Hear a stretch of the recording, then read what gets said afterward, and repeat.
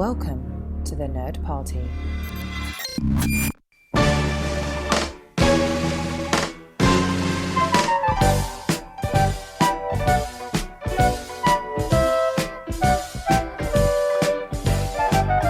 Hello and welcome to another episode of Missing Frames. This is the podcast where we watch all the movies we should have seen by this point in our lives. I'm your host, Shawn Eastridge. We're hanging out on the Nerd Party Network, a collection of podcasts dedicated to all things entertainment. Check it out at thenerdparty.com and make sure you're following us on Twitter at Join Nerd Party, follow the Instagram at The Nerd Party, and like the Facebook page, The Nerd Party. I am thrilled to welcome back to the show after what feels like forever.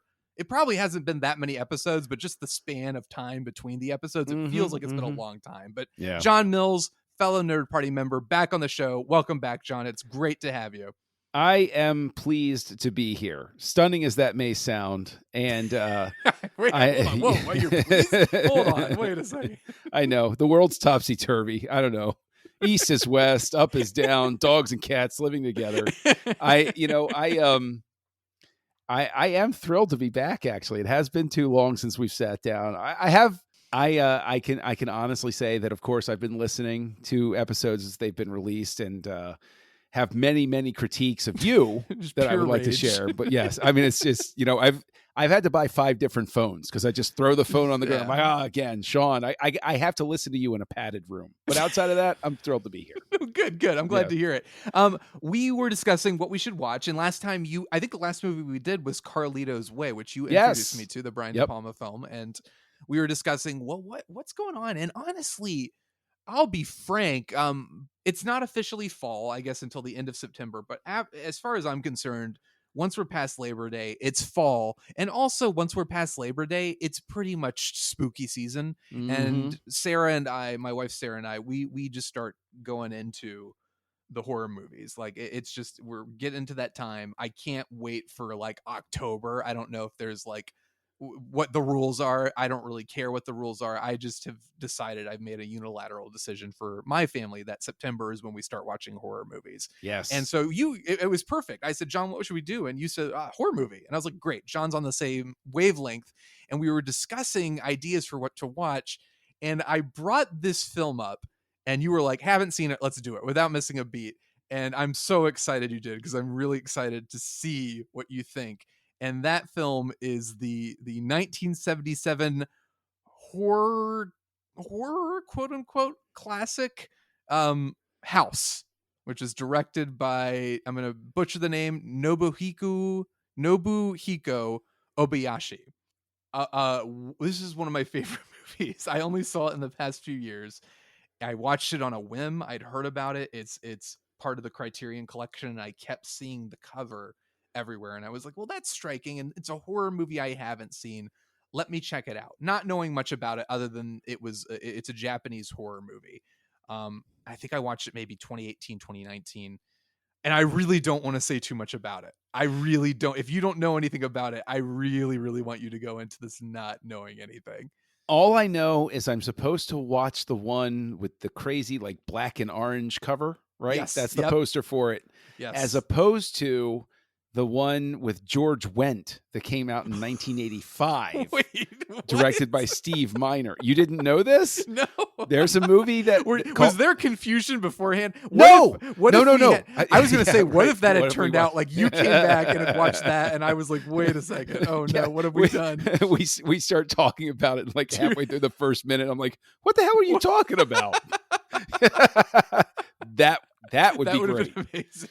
Okay. Fred Decker, who 80s staple writer, director. Okay. He wrote a story, and it's directed by Steve Miner, who I believe he's like a legendary horror director.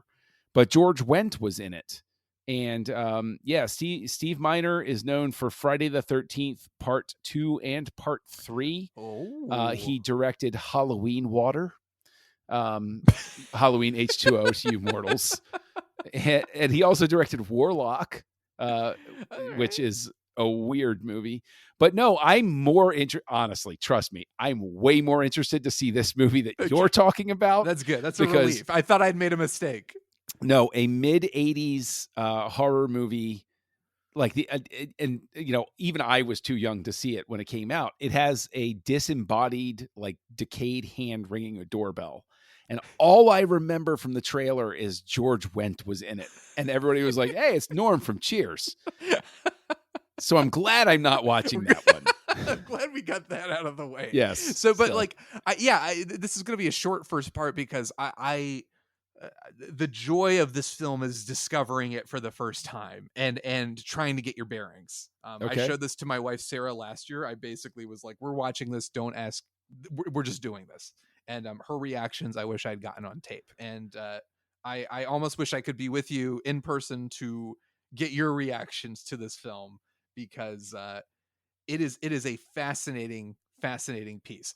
What I will tell you about this that I want you to keep in the back of your mind is that Toho, the film company, yes, okay, they approached the director, and this is 1977, or right around, I think it was right around 1975 actually.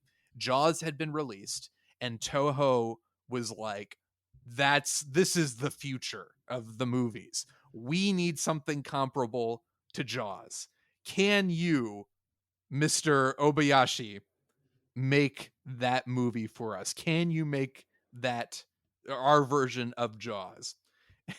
And that's all I'll tell you, is that this movie was made. That was the germ of the idea for House.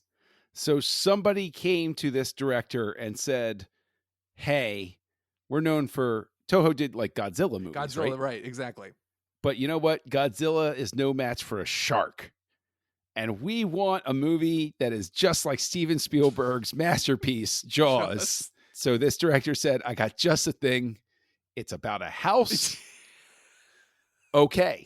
The thing is, now I really got to see this movie. Like, I gotta see this. I cannot tell you how hard it is to not talk about this. This is more so than I think almost any episode of Missing Frames.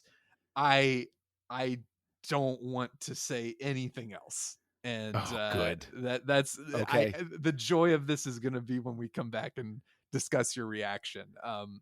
I won't even ask you what you think it's about. I mean, frankly, I don't know if that will matter, and that will make sense when you watch the film. I usually on the show will ask people, what do you think this movie's about? And they'll describe, oh yeah, I think this, I just, I won't say anything, but I don't think anything you come up with could possibly compare. I will just close it out. My contribution to the first part of the show with the scene playing in my head right now, the way I feel is Anakin falling to his knees crying, going, what have I done? You're going to have something resembling a blast, I think. I can't wait. I mean, do you know literally? So you know the poster. I know literally. I didn't even know the director's name till you just said it. Okay, great. Absolutely nothing. When I texted, I was like, because we were looking through some horror movies, or some of my favorite horror movies, and then I said, I'd be very curious to see what you think about House, and you were just like, let's do it. And I was like, John has no idea what this is, and I cannot wait. I cannot wait. Yay. Well,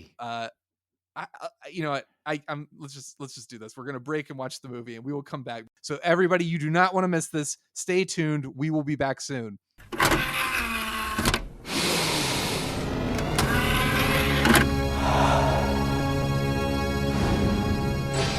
Now available to own on video cassette. Okay, we're back. John, tell me everything. Tell me everything. What the did I just watch, Shawn?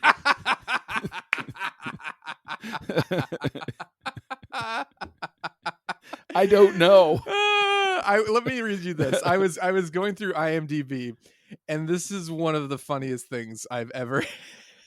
This is one of the best IMDb reviews I've ever read. The most popular IMDb review. It was written by a user named Helpfulness. So that could have been a name of one of the characters of the film. There you go. And the title of his review, he gave it 10 stars, and the title is "Could just as easily be a 1. It's hard to tell." Yes. That I was actually going to say I need you to help me decide whether I'm going to give this 0 stars or 5. Like, I don't know. There is no medium with this film. None is whatsoever. A film of extremes. You reminded me, or I realized between the two parts that the last episode we did together was Scott Pilgrim, not Carlito's Way.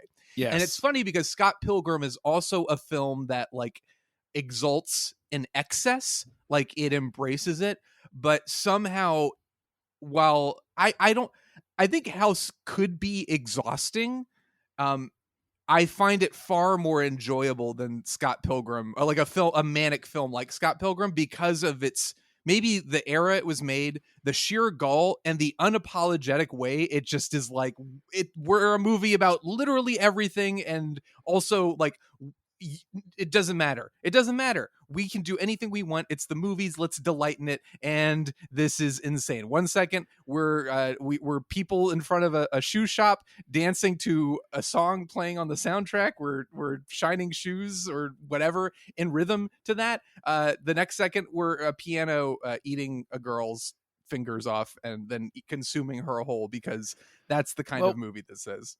And she was amused by her fingers being eaten, but eating the left hand, that was a bridge too far. That was too much. That was a bridge too far. Yes. So there is I mean, I'll ask you this because I'm trying to remember the point where the first time I watched it, I was just kind of like, oh, okay. I guess I have to just sort of surrender to what's happening here.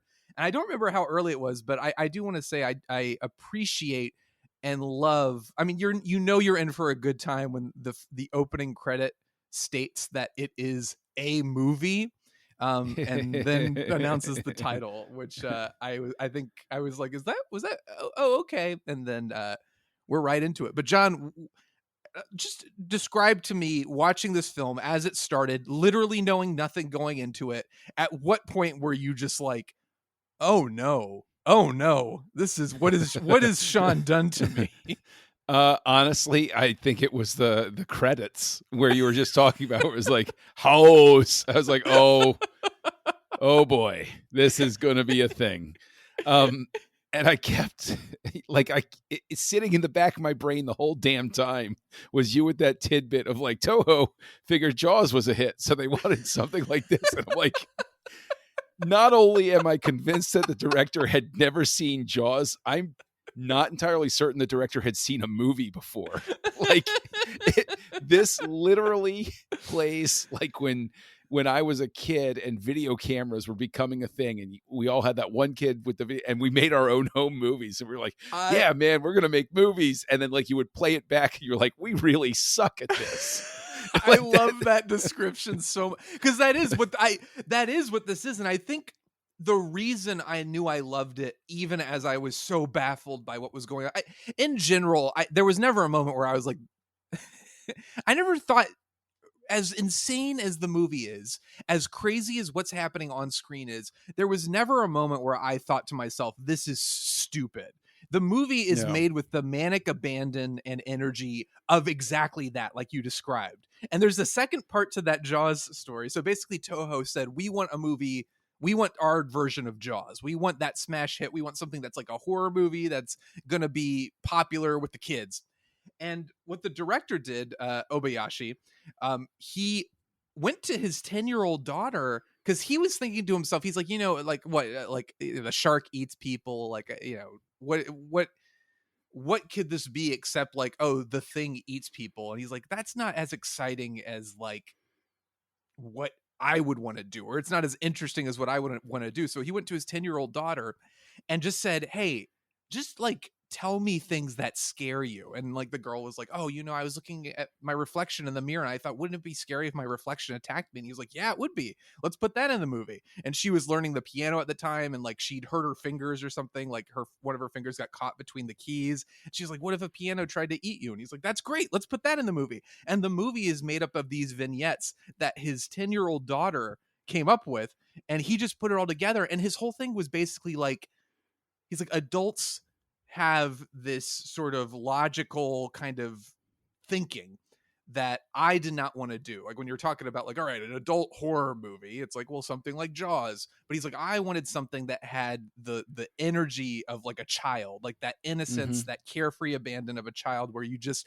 I think you hit the nail on the head with that. As even though it's kind of a joke, I think his philosophy, unabashedly, unpretentiously, Obayashi's philosophy with this film was like, I want to make something with the energy of a 10-year-old, like that children just having fun, and like, and what if the watermelon turns into a head and it bites her on the butt, like that kind of stuff. Like he made it with that philosophy, with no pretensions at all. He just wanted to make a film that like would excite children. I would say that what happens as a result, and this is okay, I'm putting myself into the the 5-star argument, let's call it, is it winds up being a de facto, in a sense, terrific deconstruction of horror movies in general.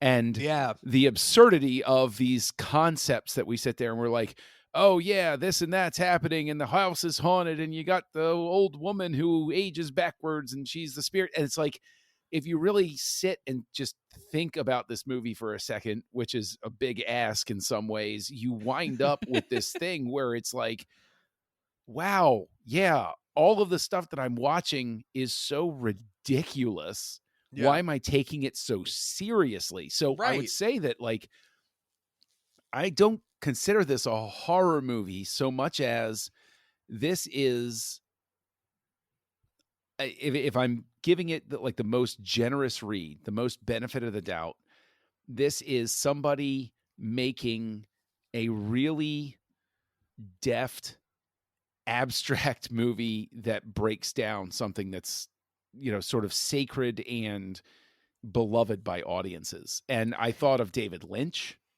I thought of David Lynch really a whole lot during this movie, where I was like, yeah, this is well, this is also the same year that Eraserhead came out, so that totally fits. I will say that if you put Eraserhead and House in front of me and said, you have to watch one of these again, I'm going to watch House again, because at least during House I laughed and I had a good time.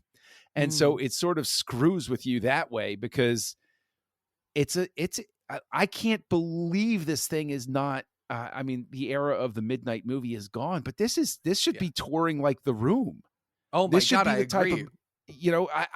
I would pay money to go see a midnight showing of this with an audience and just have a great time and like throw mini pianos at the screen or something like that.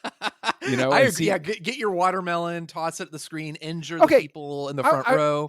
This has got to be a cultural thing, but I really fixated on that watermelon because I'd never seen a spherical watermelon before, and it fascinated me. It looked like a bomb too. It looked like there was a fuse on the watermelon that somebody was going to light, which frankly would not have surprised me at all. It's like, watermelon becomes the thing they use to blow up the house. Why not? Because this is that kind of movie. But the watermelon, the guy selling the watermelons I guess his name is Mr. Togo, and the girl, I think Fantasy, has a crush on Mr. Togo. Yes, she does. He's I don't know if he's a professor or he's getting married to like their gym teacher, but when he drives up to the watermelon stand and tells the guy, oh, I don't like watermelon, I love bananas, and that somehow defeats the watermelon. He dissolves into a skeleton and falls apart, and then Mr. Togo collapses into his car and chants about bananas. Later becomes bunches of bananas. He becomes bunches of, because again, that's the kind of movie this is. But why wouldn't he?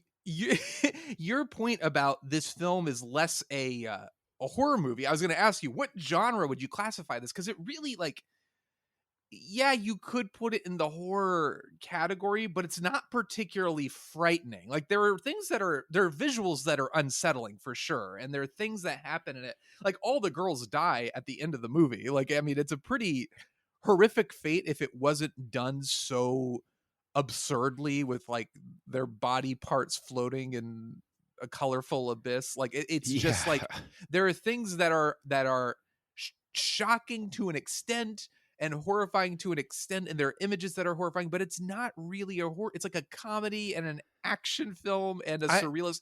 But it is, to your point, I think it's kind of an encapsulation of cinema. And I think Obayashi intended that, because he said basically Japanese cinema in the 60s had become old hat, and television had kind of taken point. Like, kids were like, the movies were lame. Like, going to a movie was like, oh, movies are so lame. So his intention with this film was to also make something that would excite a younger generation and get them happy and thrilled about going to the movies again. It worked. The movie was, almost against Toho's wishes, a huge hit in Japan. And particularly with the younger generation, like, older critics were like, what the hell is this? But like, the kids loved it, and they like grew up loving it. And its reputation, the film's reputation, grew because those kids grew up and became film lovers and film critics who were constantly toting like, this film was played such a huge part in my upbringing and my love of cinema. And I think, again, the film is so manic and insane, and you want to just be like, sometimes you want to just throw up your hands and be like, why is this happening? But it's done, I think, when I watched this interview with Obayashi, the director, and he's talking about this, he is utterly sincere in his intentions. He's utterly genuine. He was like, I didn't want the special effects to be good. I wanted it to look like it had been patched together. Like, a group of special effects people who didn't know what they were doing tried really, really hard to make a special effect. Like, this movie, it's full of that. And it's like, he's unapologetic about it. He's just like, yeah, that's what I wanted. I didn't want it to look good. I wanted it to be as haphazard as it looks on screen. And knowing that intent is very key, because there were several points where you would question, why did you do that with blue screen instead of makeup? Right. And I actually wondered at one point, was it supposed to be 3D? And what I was seeing was that vestigial layer separation that you used to see in old 3D movies. You know, there are many moments where the chroma key is like just off, almost like, again, intentionally off, because it's so absurd. So did he ever give a statement as to why? Was it because he was trying to get to the TV generation that he did it in 4:3, or was that a budgetary concern? I don't know. He didn't talk at this interview. So this is on the Criterion set. He didn't talk about that aspect ratio. And maybe that was part of it. Maybe it was the confines of the house. I don't know. Maybe it was just like, oh, that's what we had access to. Like, that was the film stock. That was the camera we had access to. But like, he didn't specify why that was the case. But he certainly specified literally everything else, like, as essentially like, did you mean it to be that way? And he's like, oh yeah, I meant it to be that way. And it's like, oh, okay, good, all right, just making sure. You realize that I'm most likely going to buy whatever like 4K Ultra HD version of this exists, even though it's on HBO Max, because if there's some sort of like hideous Holocaust and the cockroaches are digging through the remains, I want to make sure as many copies of House are laying around as possible, so that when our future insect overlords take things over, they can look at it and be like, maybe we'd better not turn this into our servants, because they're obviously insane. They're just nuts. I am so glad to hear you say that, and I'm glad you're joining that cause, because I think this is an important cause, and this film does need to be preserved and cherished by all generations. And that's the thing. That's the thing, is there really is, because you asked, like, you know, at what point did I realize I was in trouble? I think that I want to ask you, because I know the point for me, but I want to ask you, what was the point at which you said, because there's got to be a moment where the first time you were watching it, you said, oh, I'm completely on board with this. This is absolutely magnificent. I think it took me not that long, but I think the moment where I kind of realized, like, oh, okay, like, all right, there is no, I need to ride this wave. I need to just, or it's going to like crash over me. And I'm like, I can either ride it or I could just let it hold me under, or maybe both, maybe a combination of both. And I think the moment that did that for me, there are a lot of like, in the opening scene, there are a lot of like dissolves and crossfades, and like somebody's face appears on screen and like, hi, and smiles. And it's like, so immediately you're kind of like, this is very like, I don't know if this is intentionally kind of kitschy if he's doing this on purpose, if it's supposed to be campy. But I think the moment where I really I was like, oh, okay, all right, I'm just going with it, was the scene where it cuts to the shoe shine people like just kind of dancing to the song, like, and doing it, and I was like, okay, so we are just going there. And then the guy, I think it's Mr. Togo, slips down the stairs, gets his ass caught in a bucket, and he's in it, just, I guess, in stop motion, just like rolling around in the street. He almost gets hit by a car. Like I that's where I kind of just surrendered to the movie. I was like, all right, okay. I would say that's a good point. That's a good, that is a good point to surrender. I'm trying to remember whether it was before or after. I'm pretty sure it was like just before that is probably the point where I surrendered, where she meets her future stepmother. And the wind is blowing her constantly. Yes. And then the scarf like goes up. And I think that was the point at where I think some part of my brain said, every bit of this is on purpose. This is not incompetence. This is intent. There are a couple of my favorite lines in that scene, which is her dad is a film composer, and he says, Leone said my music is better than Morricone's, which is just like, and at like something a film, only a film lover would think to put something so silly in a movie. Like, so you're like, okay, this guy is clearly someone who knows his stuff. And then he introduces her to her new mom. He said, "This is your new mom. She's surprisingly good at cooking and other things." I think at that point, again, it's like tongue in cheek, but you're like still trying to figure out, are you pulling a fast one on me, or is this like things like this are so overtly funny that they can't be taken seriously? But also, I mean, like, the main character's name is Gorgeous. Her best friend is named Fantasy. Like, it literally is, they are named after their character traits in a way that, like you said, as a deconstruction of, like, the horror genre in its most cliched version is monster goes after character types. Like, there's the gruff one, there's the final girl, there's the shrill one, there's the, like, they all have their types. This movie just names them after what they are. So there's Mac, who is the overweight girl who eats all the time and they tease her constantly. There's Kung Fu, the girl who knows Kung Fu and fights ghosts with her bare hands and is the best. There is Melody, who plays guitar and plays piano. Like, she plays melodies. So it's like, I again, these things are all happening in the first 20 minutes or so. It's just you're getting blasted into submission because the movie is like, nope, this is what it is. We're not like, it's like they're joking, but the movie does not wink at you. Like, it never stops to say, like, but it's like, it knows it's a joke, but it's never, I don't know what I'm trying to say. It doesn't feel like it's trying to be like, it's not above the material. It is fully embracing the material and saying, like, you better get on this level because we're not going to come down to help you. I think that what it is there's no breaking of the fourth wall at any point.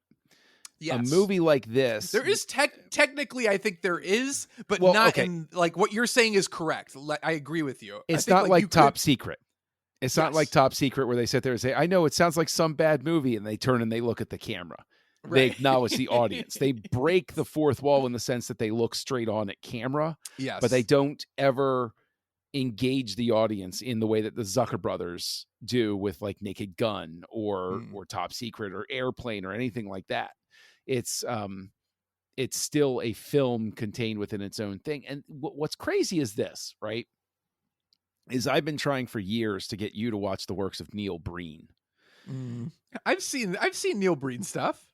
Oh, you have? I thought you haven't seen Neil Breen stuff. No. I've seen Neil Breen. I know Neil Breen. Good. So let's bring Breen. Let's bring Breen into this conversation. Let's do it. Because Breen is likewise a filmmaker where I put filmmaker in quotes. Big quotes. But his movies don't play that differently from this.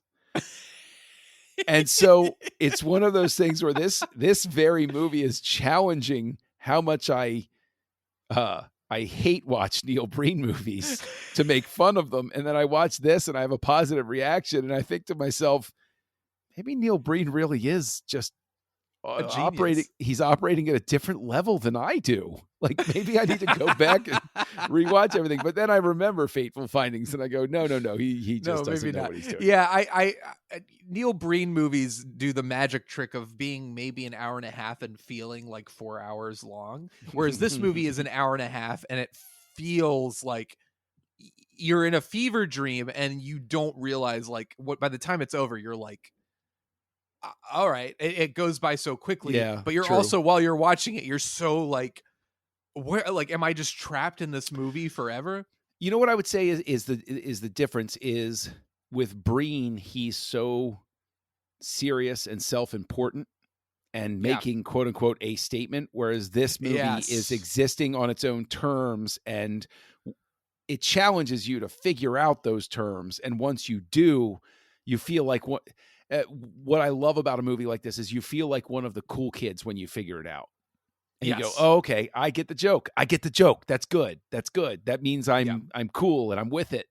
Whereas Breen is like not telling a joke. Yeah, Breen, I don't think he's not in on the joke.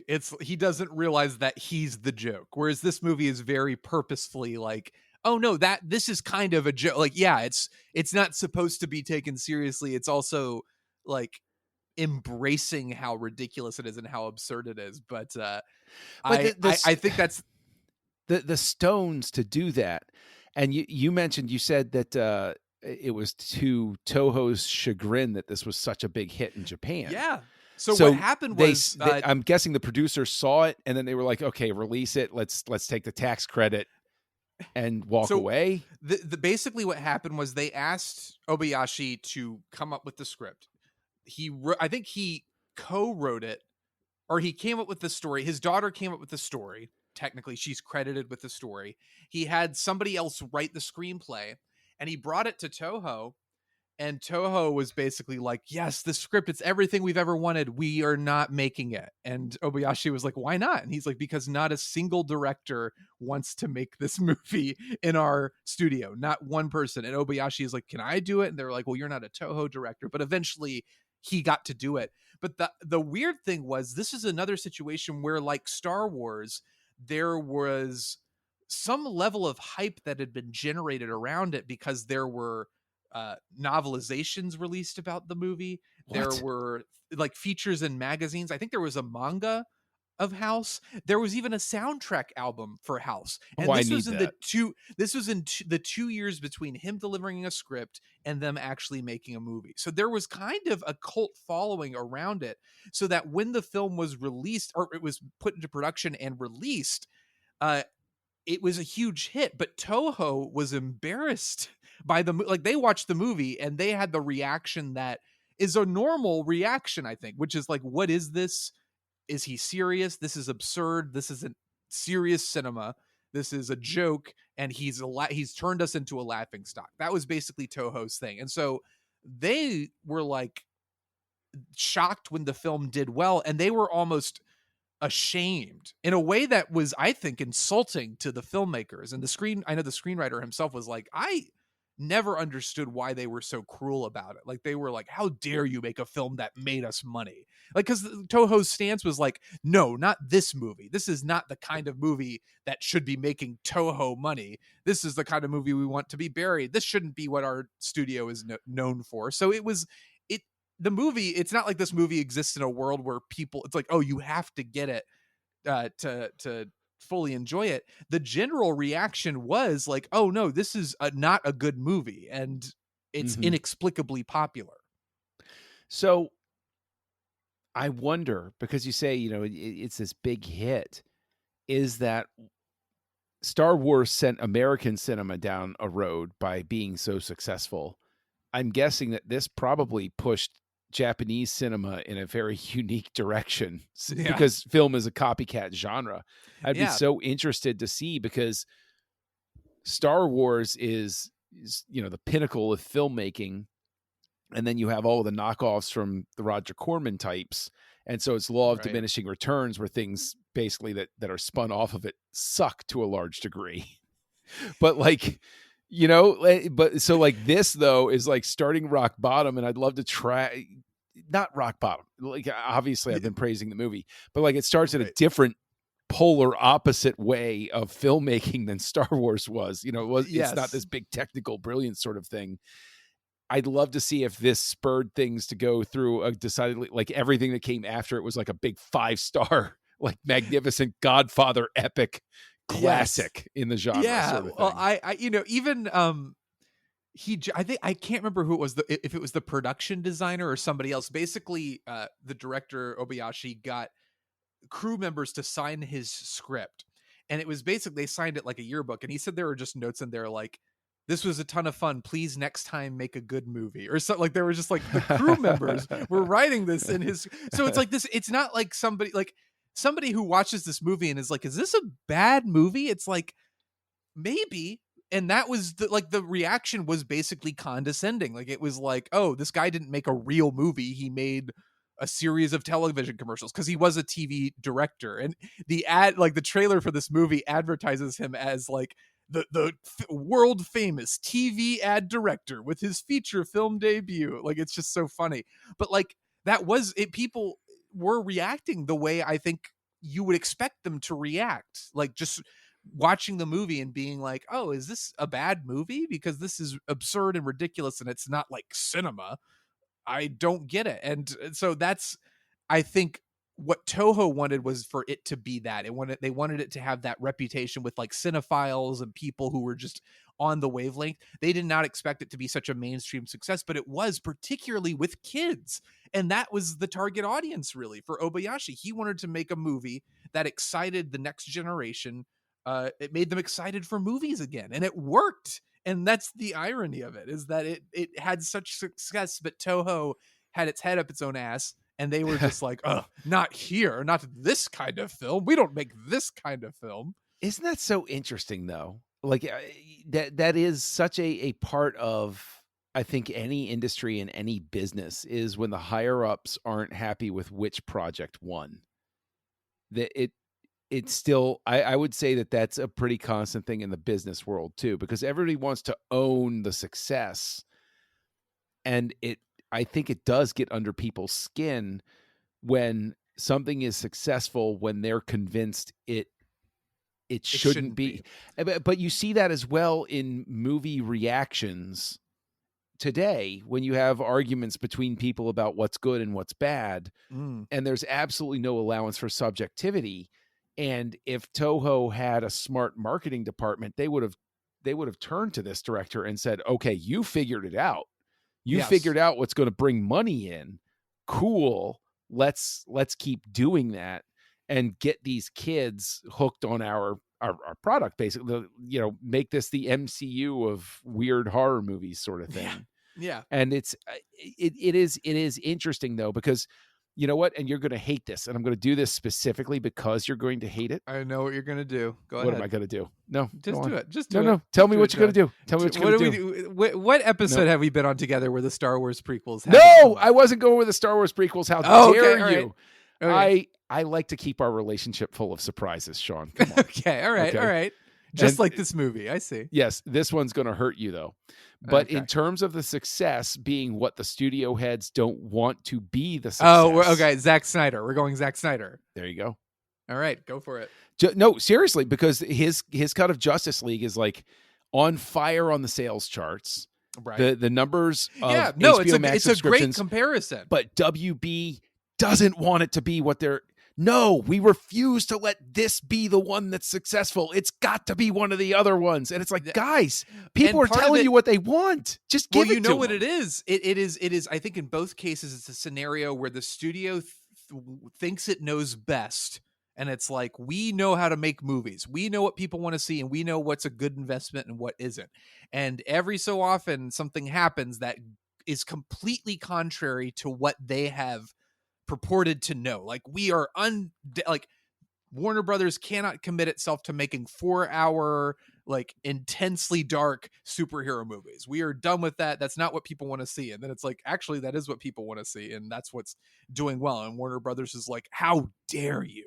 How dare you? It's the same thing with House. It's just like, it's outside the realm of their calculations, and that scares them, and they don't know how to handle it. And so they take the route of, well, we just don't want to talk. we're not talking about it anymore. We'll just forget it ever happened, and nobody look at that man in the corner or behind the curtain, whatever it is. They just don't want to accept that there was an anomaly in their calculations, in their scheming, that proved them wrong, and basically reminded everybody that the film industry and what films will work versus what films won't work, there is no formula for it. There is no like, you can kind of sometimes say like, okay, we think this will work because it has the right star, the right director, the right budget, but there's no set guarantee of what will and won't be popular. And I think studios get real uncomfortable, particularly in a case like that, like Justice League or like House, when something sneaks in that they know shouldn't be popular, that they've written off, and then it forces them to confront, like, this is what people want to see, and it's not what we want to be doing. So what do we do? What do we do? I don't know. Let's pretend it didn't happen. It's the sin of pride, much like the pride of Auntie, who is in the house. Nice. That's nice way people. to bring it back around. I love it. I did it. Yeah, I did it. boom. Yeah. That's what people come to podcasts for. That's why they come to Missing Frames. They want to hear those great connections. You go from Zack Snyder to crapping on movie executives to tying it right back into the movie. That is what you come to this show for, people, and that is why you should listen to it. That's what it's all about. Although Brad Gullickson was hideously wrong about Halloween 3, and the two of us proved that to be the case. Hi, Brad. Hi, Brad. But Auntie is, so I do find it hysterical that Gorgeous is upset about her new mom, writes to an aunt that she has met once in her life and is like, can I come stay with you for the summer? And the aunt's like, sure. And in retrospect, you're like, well, the aunt's going to eat her and her friends, so it makes sense. But also just in terms of plot machinations, it's like, what? You wrote her a letter and she immediately gets back to you and is like, yes, please, and invite all your friends, come hang out with me, my niece who I've only met once, let's do this. But to your point about Auntie, the pridefulness and whatever being her downfall, even though it's not really her downfall, she succeeds and murders all the children, and it's great. Yes, very, very true, very true, and turns a guy into bananas. It turns a man into bananas.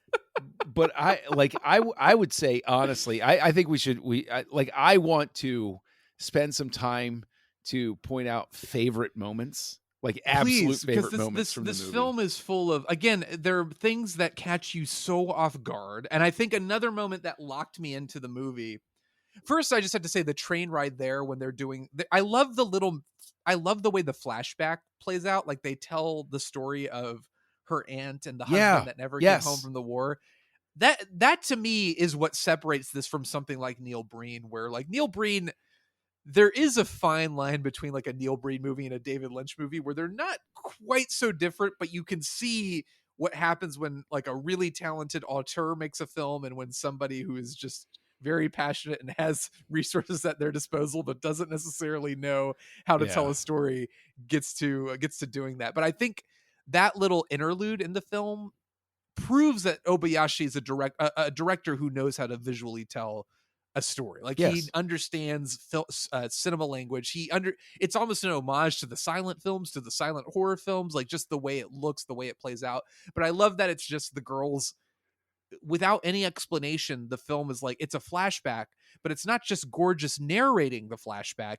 It's them watching the movie that we're watching, because they comment on the movie as if they're watching it. Like, not like it's like, oh, Gorgeous, what an interesting story. They're all reacting to the movie like, oh, that's so sad that happened. But I love that. I also love that Obayashi is like, yes, this is that kind of movie. Yes, I am making jokes and we're having fun, but with the backdrop of the like the sky and and then it pulls out and you have an even bigger backdrop that's supposed to be real, but all that stuff is so funny. But when they arrive at the house and then the chandelier attacks and Kung Fu suddenly springs into action, that was another moment where I was like, oh, all right, okay, this is that movie and we're just going with it. It's just happening.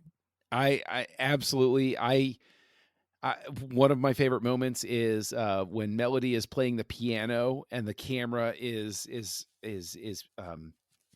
tracking around her, and then you see the skeleton behind her conducting. And it's like, and it's so obviously just somebody with fishing wire, like moving its arms up and down. That was a moment that I actually fell in love with the movie, where when Melody's getting eaten by the piano and Fantasy goes cross-eyed by the fishbowl and gives this weird like spit take reaction where it's, huh? I would say when the head comes out of the well and bites the butt, that's again, it's so not remotely expected at all. Yeah. And it's a horrific moment. It's somewhat, I guess on a surface level, it's terrifying, and the head vomits blood, so that's kind of grotesque. But in general, it is so absurd and goofy. And then she pulls the head out, and she's looking at it, and it's talking to her, and she screams, and then it cuts to a wide shot, and the head is just sort of dangling and floating around. And I think there's even a sound effect like woo woo. Yeah, like it's just like, it is so, and then it bites her on the butt, and it's like, this is, how can you not surrender to just the absurdity of it and just like accept that this is what you're watching? It's like, okay, all right, great. I've never seen a movie before or since or whatever where somebody has been killed by mattresses attacking them. That's a that was another idea his daughter came up with, of like, I think they used to stay at her grandma's house, and she would go get these the futons, the mattresses, and she said they were just so heavy that sometimes like they would just collapse on her. And she's like, as a little girl, that's kind of scary. So he put it in the movie. And again, it's just in the movie, it's mattresses attack and murder teenage girls. That then has just a crazy exchange, inappropriate joke moment where they find her underwear and somebody says, "Oh, something smells really bad." Yeah. And it's like, what happened here? Like, it's such a funny moment. And that's the thing, right? Is you've referenced how it's his 10-year-old daughter. Yeah. This is a horror movie for kids. Yeah. I could show this to my 6-year-old daughter, and she'd get a little freaked out by the concepts, but it wouldn't be so terrifying that she would have nightmares necessarily. Yeah, there's like minor nudity in it, but overall it's not explicit in its gore or violence. No. It's not vulgar.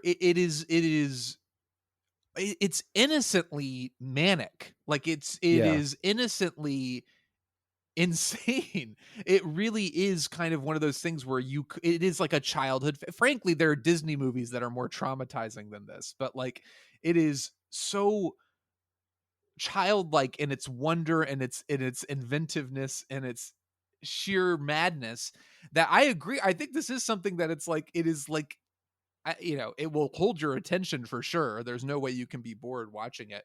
But I mean, there's some creepy stuff, like, Gorgeous in the tub with the hair creeping up on her, and the scene where she's looking in the mirror and she sees her aunt. That is legitimately frightening. It was frightening, and the aunt starts bleeding, and then Gorgeous kind of dissolves into flames.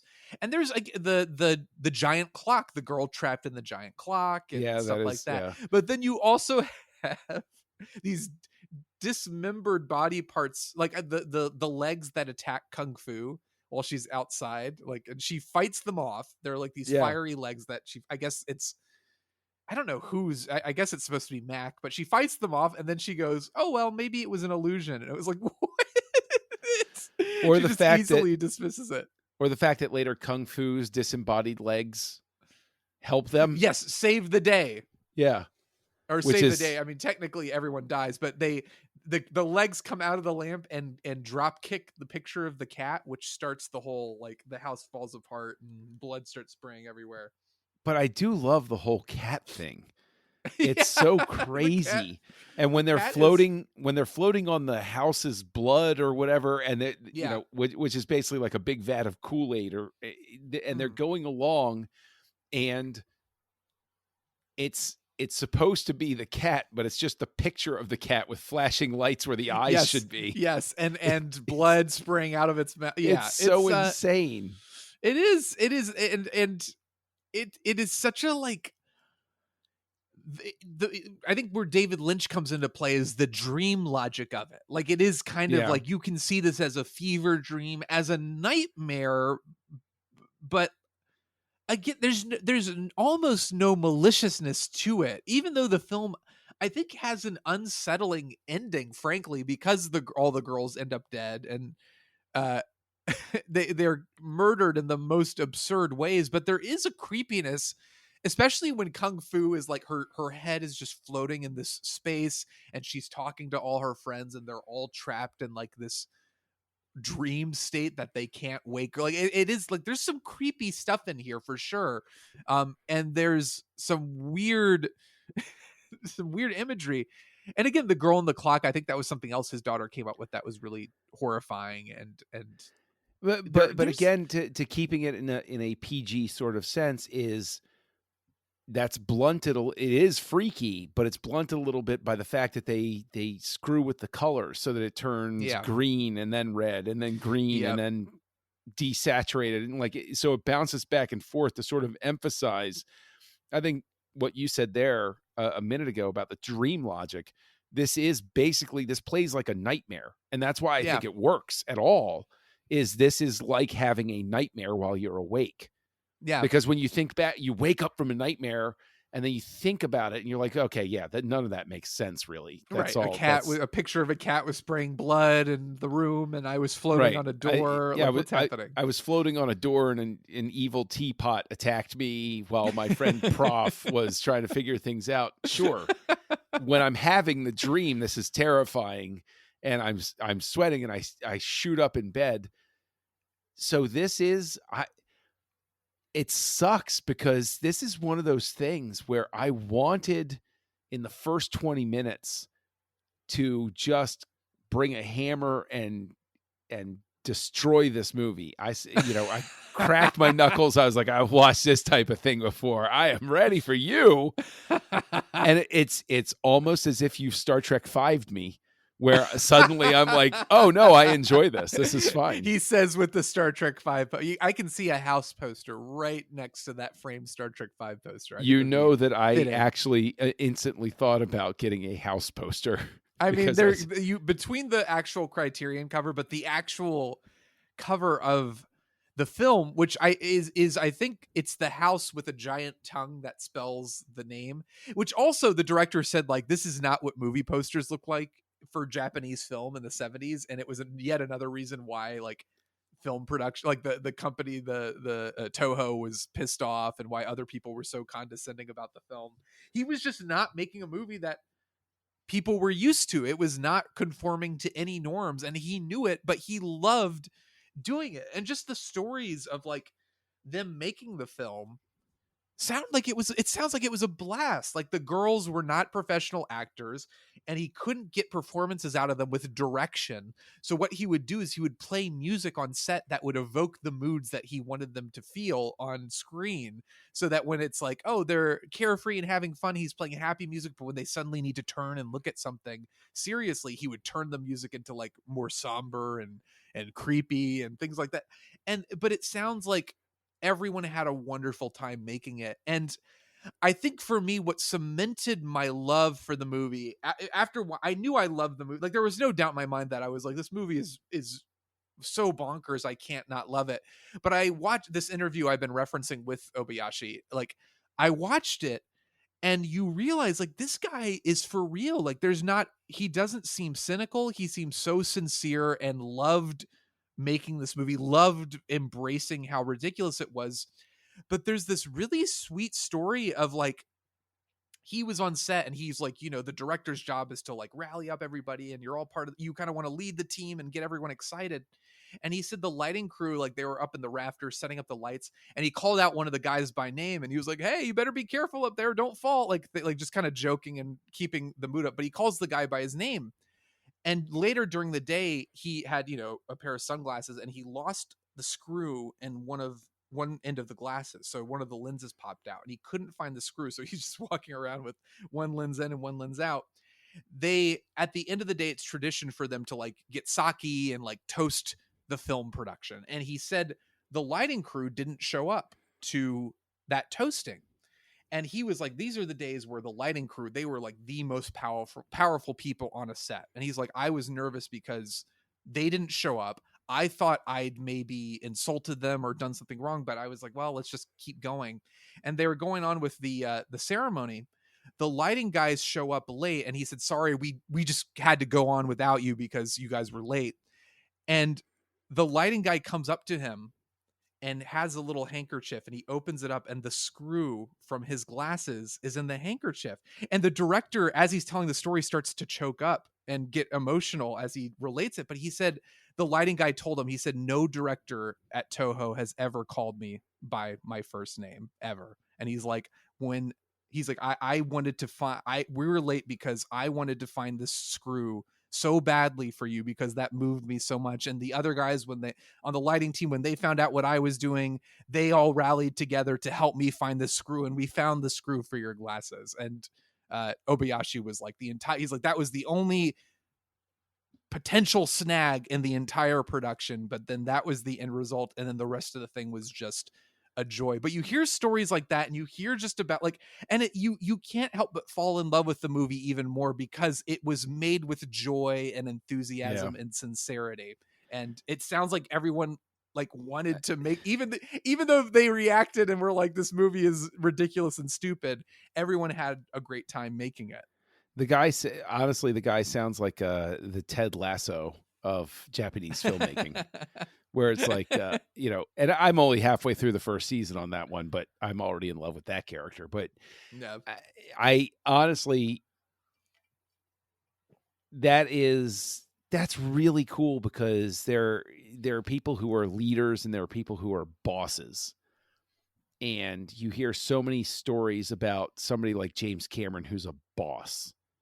He comes in, blah, blah, blah, and he's barking at people and he has a vision and stuff like that. This guy had a vision. This guy knew what he was doing. But when you think about that, simply calling somebody by their name and expressing concern for them was such an atypical act that it moved not just that person, but everybody that worked with them to throw their whole day sideways just to find that. Like, that's a testament to what a decent person that guy is. And this is where I'm going to bring the room down for a second here. That's why I tend to avoid ragging on directors or efforts the same way I used to when I was younger, because everybody is a person. And even if they screw up and they make the worst movie you've ever seen, they weren't trying to make a bad movie. They were trying to make a good one. So be a little cool about it, Yeah, no filmmaker is going out of their way to make a movie somebody is going to hate. That is never an intention of any film director. So it's with that in mind, you want to have a little bit more sympathy and thoughtfulness. And also, I mean, to your point, like, again, the guy was making a film that was clearly baffling to the people who were making it with him. It's not like, oh, it's a Japanese thing, like maybe we just don't get it, we're a Western audience. It was, nobody got it, but you still, like, everyone was there, they were with him, and he was undeterred by like the cynicism. Like he wanted to make the movie, and he knew even when it came out and it had a negative reaction, it still was popular with the group, the demographic he wanted it to be popular with. And in retrospect, people have grown to love the movie and appreciate it, have referenced it. But I don't know. Like, I mean, we've been talking for almost an hour. We haven't talked much about, like, as far as things, I think the very nature of the film kind of throws you off, where you're like, like I said, the IMDb review is so spot on, where it's like, this could be a 1-star film, but I don't know. Are there things about the movie that if you're feeling ungenerous, you would say, I can't embrace this movie because A, B, or C? Or is that with this film? I feel like that's almost irrelevant because the whole thing is kind of like this is almost daring you not to like it. I wasn't kidding when I said it's either a 0 or a 5, and there's no middle ground. I either accept this thing as a whole or I reject it as a whole, because there is absolutely nothing in its construction that follows any of the rules that I have set in my own brain for what is good. And so as a result, it's, the music's repetitive. Well, that's on purpose. Oh, well, the acting is bad. Well, that's kind of on purpose. Oh, the effects are bad. Well, that's on purpose. And so if he did all of these things on purpose, then there can't be anything really that I can rag on. Yeah. Because intent does make a difference. If somebody puts together something and they want to make the greatest action sequence of all time, but it's cut wrong, and you see the guy shows up and it's set in medieval times. The punches are missing and things like that. Like you can see the air between the fist and the face. Well, okay, Godfather has that, so let's not get too out of control with that. That's I'm talking about like the Rolex on the Barbarian, or sunglasses, in Shakespearean England or something like that. Coffee cup on the Game of Thrones set. Well, digitally you can get rid of that apparently. But yeah, that sort of thing where it's those are errors, those are screw ups, those are this, those are that, whereas this is all intent. And it's just, it's intent, but it's also it wasn't made with the intent of I'm going to make a bad film on purpose. It was made with the intent of I want to do all these things. I don't really care if it makes sense. It feels fun and exciting to me, so I'm going to do it, and I want it to look like it's a homemade thing, like a bunch of people came together to make a movie. Right. And it's hard to fault that. It's hard to, like you said, you can't really say, you have to either embrace it or not.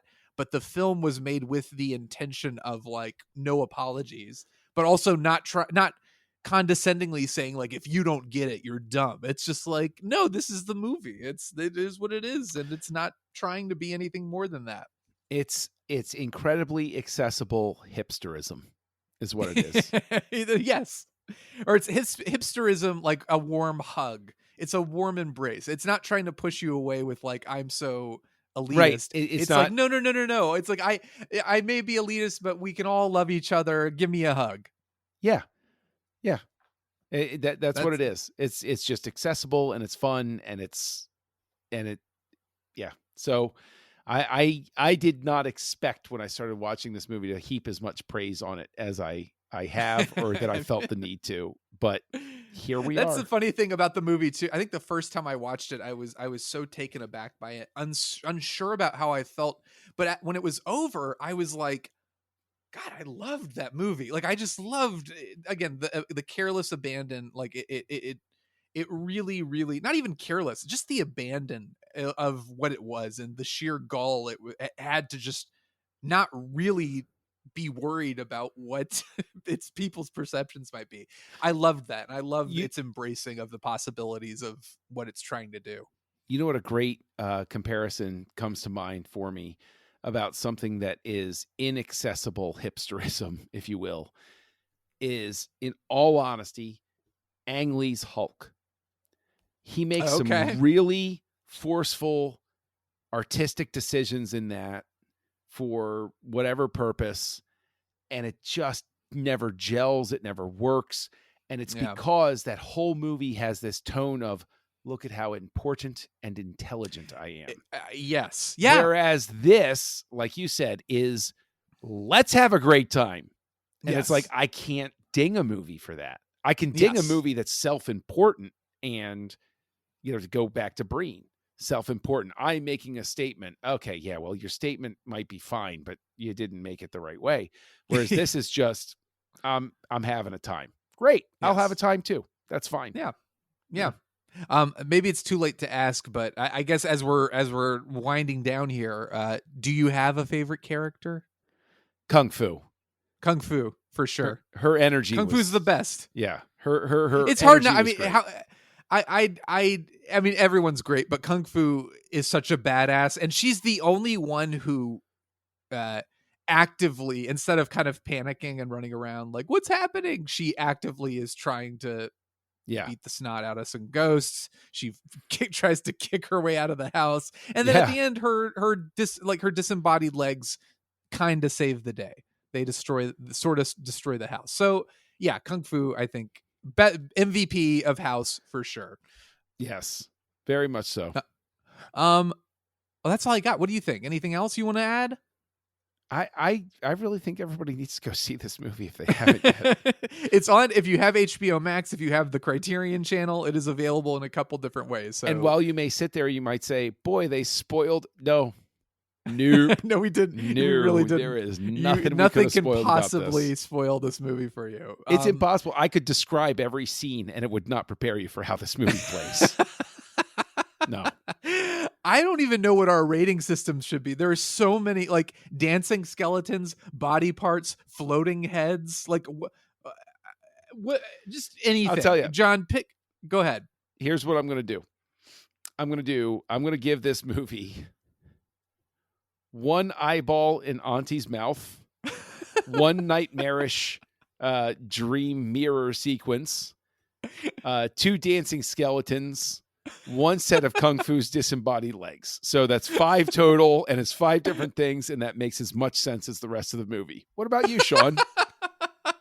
Yeah, all of the above. I like teeter between a perfect 5 for this and a 4. I think I go with a 4 because the movie is so insane, and it's hard to get. I guess if I'm looking for like an emotional through line, it's hard to get that from this movie, and I can totally see how somebody would be like, it's just too much and it's exhausting. I'm like, yeah, I get that. So I think the safe thing would be 4 glowing-eyed cats out of 5. But I also, in my heart, give this movie 5 out of 5 because of it's the joy with which it was so clearly made, and with which everyone involved seems to have made the film without pretension, without snobbishness. This feels like just a film that wanted to go as far out of its way as possible to entertain its audience. And I love that. I love that so much. Yeah. Same energy as the 1970s exploitation craze in America. Yes. Where I love those movies because it's just, let's just have a time on there board. There you go. So a good movie to kick off the spooky season, even if it's not quite a horror movie. But I still include this in my Halloween marathons because why not? It fits in, even if it's kind of weirdly out of place. But that's exactly what I think the movie's intention is. So, John, I'm thrilled once again that we were able to discuss a film. I'm thrilled that you had a good time. I knew you would have. I think I said in the first part you would have something resembling a blast watching this, and it sounds like you did. So I'm glad to hear it. And as far as where people can find you, who are listening, who want to hear more of your work, who want to find you out on the internet, what would you tell those fine folks? I would tell them to send their glowing-eyed cats over to me at Kessel Junkie on your social network of choice. Letterboxd is where I have the most fun on social media. And you can find me here on the network, appearing on 2 different shows. One of them is called House Lights, where we look at the work of directors separated by either decade or theme or whatever type of interlude that we want to define it by. It's a bit of fun. And on Aggressive Negotiations, a Star Wars podcast that I co-host with Matthew Rushing. And Shawn, you know, everybody is just waiting to hear where they can find you. So where are you I'm at? sure they are. So you can find me on Twitter at YayShawnDoorman. You can find me on Letterboxd, just ShawnDoorman05. And I make some appearances in the Nerd Party here and there. I got to get back on House Lights at some point because we did some Wes Anderson episodes that were a lot of fun. Right now, I'm just horrified by the idea that there is an 01, 02, 03, and 04 Shawn Doorman out there. And there's a this must not stand. I'm still trying to find out who this other Shawn Doorman is, who has prevented me from the name on Twitter and on Letterboxd. He's a dead man. That's who he is. I'm taking care of this. I hope he sends me a cat to invite me to his house with all my friends where we can hang out and play the piano. Just remember, you want a cat that can open doors, but not one that can close doors, because that's a witching cat. That makes all the difference. Yes. Well, John, thank you again. Always a delight to have you on. Thank you, everybody, for listening, and we will see you at the movies.